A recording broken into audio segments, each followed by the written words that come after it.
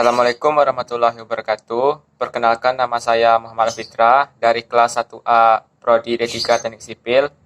Akan mempresentasikan makalah saya yang berjudul Tujuan Penciptaan Manusia Menurut Al-Quran. Tujuan penciptaan manusia menurut Al-Quran. Yang pertama, saya akan menjelaskan tentang latar belakang terlebih dahulu. Manusia adalah makhluk Allah SWT yang diberikan kelebihan berupa akal untuk berpikir dan mengingat apa-apa yang ia pelajari, alami, dan lakukan. Menurut Nurholis Majid, manusia merupakan makhluk ciptaan Allah yang mengagumkan yang penuh misteri. Dia tersusun dari perpaduan dua unsur, yaitu segenggam tanah dan roh Allah. Maka siapa yang hanya mengenal aspek tanahnya dan melalaikan aspek tiupan roh Allah, maka dia tidak akan mengenal lebih jauh hakikat manusia. Al-Quran sendiri juga menyatakan bahwa manusia memang merupakan makhluk yang paling sempurna. Sesuai dengan Quran Surat At-Tin ayat 4 yang artinya, sesungguhnya kami telah menciptakan manusia dalam bentuk yang sebaik-baiknya. Juga ada banyak sekali kelebihan yang diberikan Allah kepada manusia yang tidak diberikan kepada makhluk-makhluk yang lain. Dalam Quran Surat Al-Isra 70 yang artinya, dan sesungguhnya kami telah muliakan anak-anak Adam, kami angkut mereka di daratan dan di lautan. Kami beri mereka rezeki dari yang baik, dan kami lebihkan mereka dengan kelebihan yang sempurna atas kebanyakan makhluk yang kami ciptakan. Oleh karena itu, manusia perlu menyadari eksistensi dan tujuan penciptaan dirinya, memahami risalah hidupnya selaku pengemban amanah Allah, melalui arahan dan bimbingan yang berkesinambungan agar kehidupannya menjadi lebih berarti. Selanjutnya masuk ke bagian pembahasan. Materi yang pertama yaitu tujuan penciptaan manusia. Apa saja tujuan penciptaan manusia menurut Al-Quran? Yang pertama ada manusia diciptakan Allah bukan secara main-main. Sesuai dengan Quran Surat Al-Mu'min ayat 115 yang artinya, maka apakah kamu mengira bahwa kami menciptakan kamu main-main tanpa ada maksud dan bahwa kamu tidak akan dikembalikan kepada kami?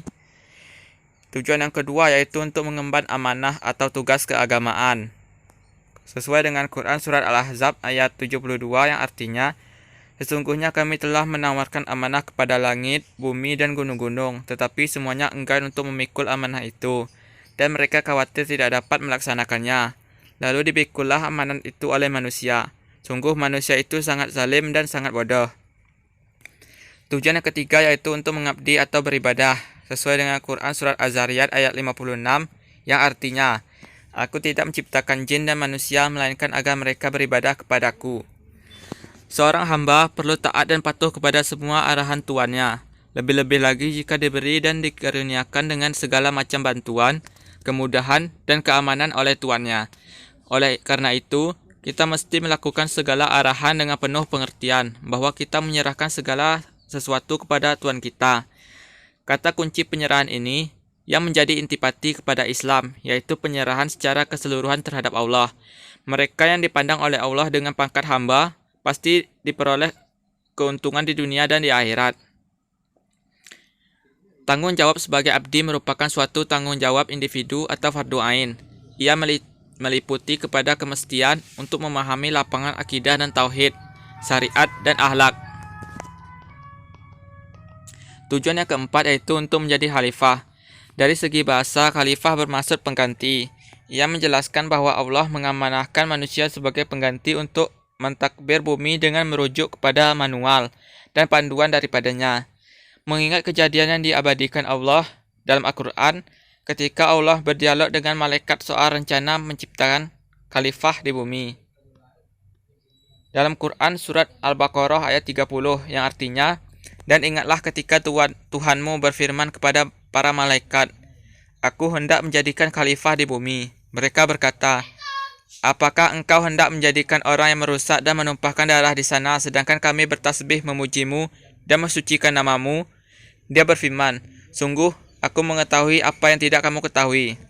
Quran Surat Al-Baqarah ayat 30. Dan Allah menjadikan kita manusia di muka bumi yang dibedakan derajat satu sama lain untuk menguji manusia. Selanjutnya, tujuan yang kelima adalah untuk menjadi da'i. Sesuai dengan Quran Surat Al-Imran ayat 110 yang artinya, Kamu umat Islam adalah umat terbaik yang dilahirkan untuk manusia, karena kamu menyuruh berbuat yang makruf dan mencegah dari yang munkar. dan beriman kepada Allah. Sekiranya ahli kitab beriman, tentu itu lebih baik bagi mereka. Di antara mereka ada yang beriman, namun kebanyakan di antara mereka adalah orang-orang fasik. Quran Surat Al-Imran ayat 110. Masuki materi yang kedua, yaitu hikmah dari mengetahui tujuan penciptaan manusia. Apa saja hikmahnya?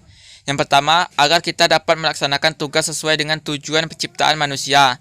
Karena Allah selalu memberi perhatian dan pengawasan terhadap seluruh ciptaannya, terlebih kepada manusia dan jin. Sesuai dengan Quran Surah Ar-Rahman ayat 31, yang artinya kami akan memberi perhatian sepenuhnya kepadamu, wahai golongan manusia dan jin. Hikmah yang kedua yaitu agar kita selalu ingat bahwa kita diciptakan bukan tanpa maksud dan tujuan, dan Allah akan meminta pertanggungjawaban terhadap kita atas apa yang kita lakukan. Sesuai dengan Quran Surah Al-Qiyamah ayat 36, yang artinya, apakah kamu mengira dia akan dibiarkan begitu saja tanpa dipertanggungjawaban? Quran Surah Al-Qiyamah ayat 36.